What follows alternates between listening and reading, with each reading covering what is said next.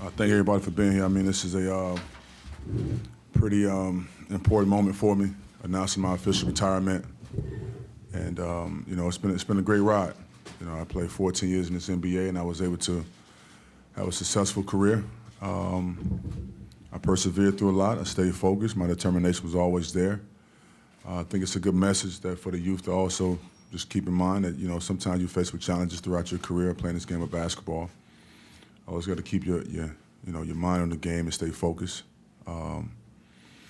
Started out my career, playing in high school basketball in Orlando, Florida.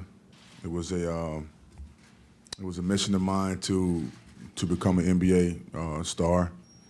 My freshman year in high school, I transferred from Lake Wells High School to Mount Zion, and throughout that process, I told all my friends at that moment that I was going to go straight out of high school. I mean, I was a very confident kid, and I was focused and determined on making it to the NBA.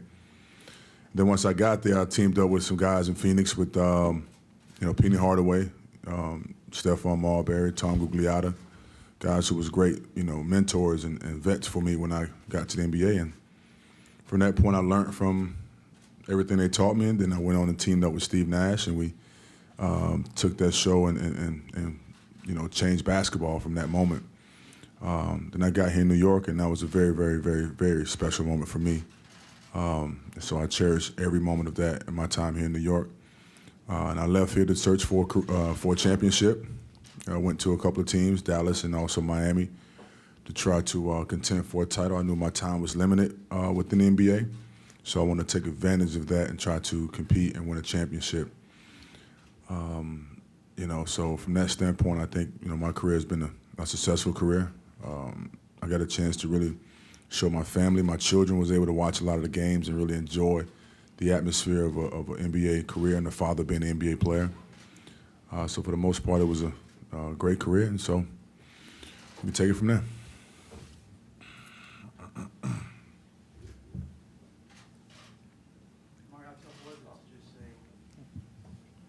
Wait, I think for questions, Ori's going to talk. You want to announce something? What's that? Do you want to announce something? Yeah, we can. I mean, obviously the next phase, the phase in my career, I'm sure everyone has been documenting my journey as far as with the Holy Land over the past 6, maybe 7 years, my interest in playing in Israel. And at this moment, that dream has come true. I'm now able to play for Hapoel Jerusalem, a team that I'm looking forward to playing with, some teammates there that are looking forward to my arrival. So it's official that I will be playing for Hapoel Jerusalem, and I will be in Jerusalem for it's a 2-year contract. And so I'm excited about the next journey. Yeah. Very, very excited to have Amar'e. Welcome to Israel. Welcome to Jerusalem. And most importantly, Hapoel, which will be one of the most exciting teams in Europe with Amar'e. I'm very excited about it. I think we have some contract to sign. But first, Amar'e going to have a new jersey with some Hebrew on it. I don't know how many people here can read Hebrew. Right. Let's sign this contract.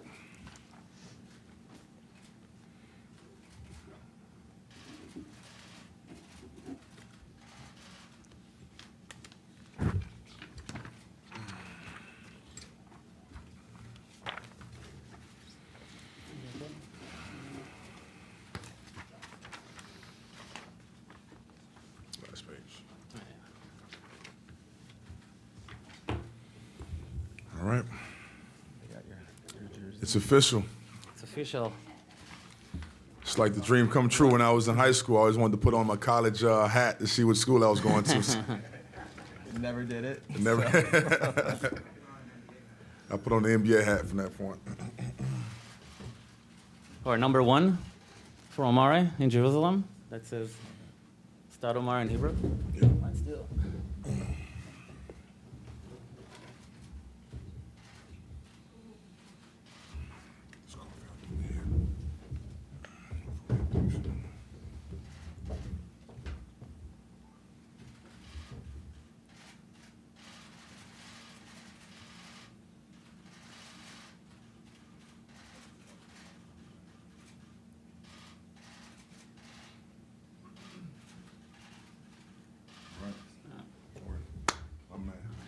History's being made. Okay, so now we can open it up for some questions. Just want to say something. Jerusalem is a very special city, as you guys know. And Amar'e is a very special person, other than the fact he's a great basketball player. So I'm very excited about this. And the whole city of Jerusalem is celebrating right now. It's going to be an amazing 2 years with Amar'e. So, but Guys, if you have questions, wait for the microphone to come around, raise your hand, and why don't you introduce yourself so they know who you are. Okay, go ahead. Oh, Amar'e, I'm Tzipi Shmilovitz. I'm from Yediot Achronot in Israel. I wonder if you can talk a little bit about the emotional side of the decision to go to Jerusalem, of all places, and what's your professional expectation in these 2 years? I guess you don't just go to tour the city. So what do you want to achieve professionally and the emotional side of all this? Thank you. Yeah, this is a very, very emotional decision for me because at this moment I got to uproot my family, who's been pretty stable here in the United States, and now to move into a different country in Israel where we have never lived before. We visit there all the time, so it's very, very emotional. It's also a spiritual journey for us as well. So, and now we're playing with Jerusalem. It allows me to take care of both, from a spiritual journey and also being able to continue my professional career. My wife and I always talked about living abroad and being able to experience different cultures. And what better culture to experience for us than living in Jerusalem? And now playing for a team that we have a chance to, not only win a domestic title, but also a Euro Cup title. Those are the goals for us in Jerusalem.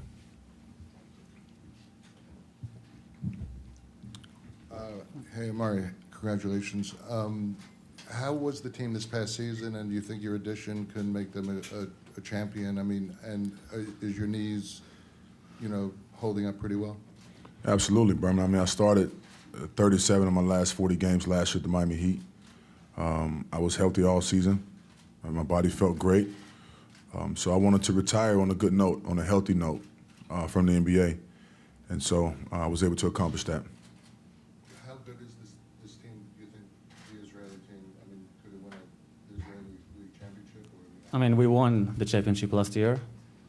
So, and with Amar'e, I think we can be a contender in Europe as well, the European Championship League. Is that your belief? So you see that? You see, we already have a winning pedigree with the team in Jerusalem. And so now with the addition of me, we're looking to take the next step forward and compete for a title in the Euro Cup. Yeah. Ian Begley, ESPN.com. Amar'e, congratulations. Mazel tov. How tough was it, though, to actually make the decision to retire? And kind of what factors went into that decision? It was a very tough decision. Countless amount of nights of getting less sleep, tossing and turning, figuring out what the next phase would be, factoring in my children are getting older. I didn't want to do a one-year situation because that means I have to uproot my children out of school and then move back to Florida. It's just a lot of moving pieces. So what I was able to do was just really reflect on my career. I went through my entire career from when I first started playing basketball when I was 14 years old, and taking that progress and going from ranked top 100 in the state of Florida to training hard one summer and coming back the #1 player in the country.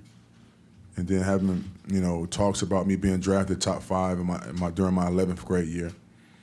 Senior year comes around, I still, remain, focused and stay out of trouble. And that's one key component that I want the youth to understand, is that throughout all this process of your up and downs and your struggles, the main ingredient is to stay out of trouble.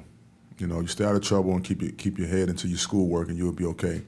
And that's what I was able to do. And once I got drafted, I reflected on all my times throughout my entire career, all the highs and lows, and I came to an agreement that I was able to retire on a good note and feel great about my career. And so that's where I stand.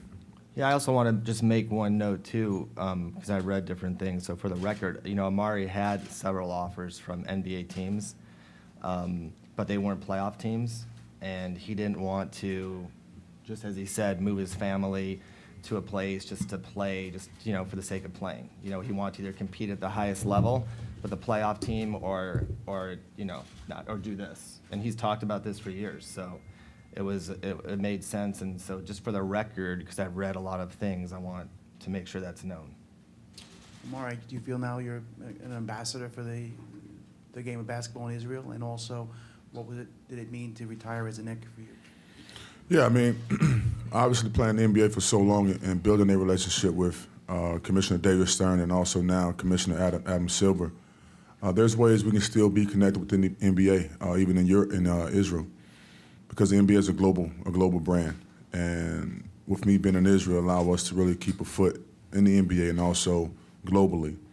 And retiring a Knick is great. You know, I heard different speculations about Phoenix. We tried to sign with Phoenix a couple years ago, and things didn't work out as planned. And New York was the first team I wanted to sign and retire with. So that decision was a tough decision, but we made it. Yeah, Phoenix was never approached about this. Berman, I read your article. It wasn't right. It just because it's reported doesn't mean it's true, man. Hi, Danny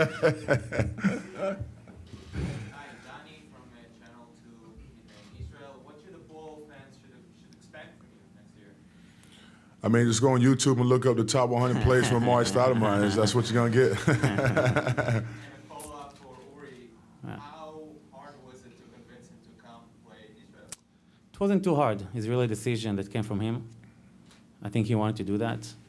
Like you heard, he had several NBA offers, and he decided to come to Jerusalem, and that's, you know, that tells you everything.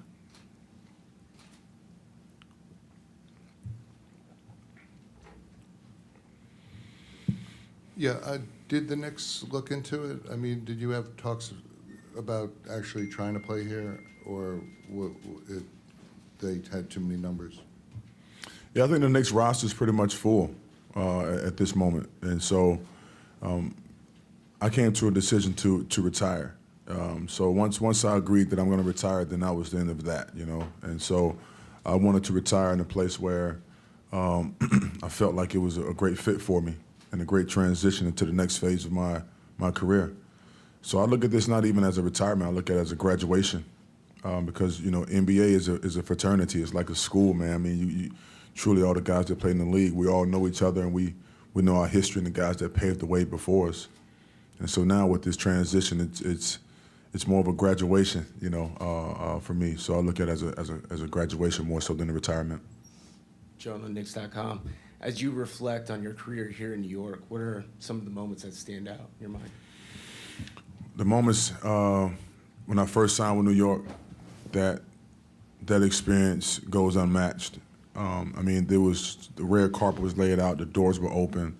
I didn't pay for any meals. I mean, it was a dream come true. And then the high expectations for us to win immediately was placed upon us. And so with the guys that I had on the team at that time, young players that were trying to make their way, playing with me, an established player, I was able to establish a certain leadership role with them, and they followed my lead, and we started to win. We started playing well. And during that whole stretch of playing great basketball and everyone in the Madison Square Garden really standing up and yelling MVP chants, and I was scoring 30 points every night, 40 points here. I mean, that run was probably the most exciting time of my career.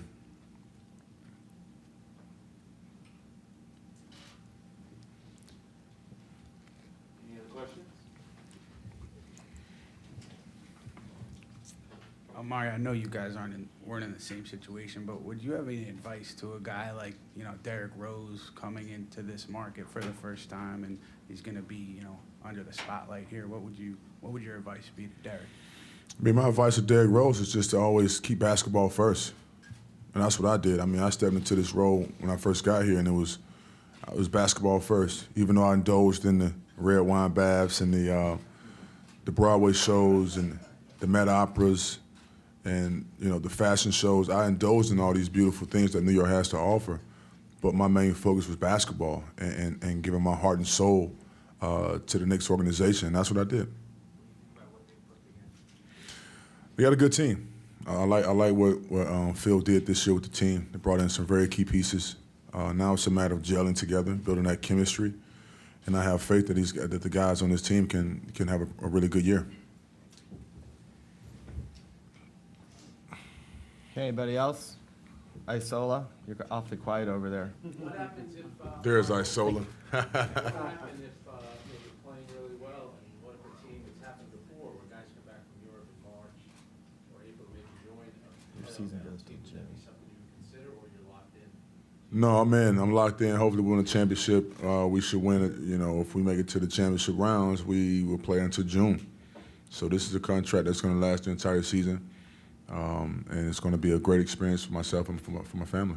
When do you go out there for good? I mean, when's training camp? Training camp starts at the end of August.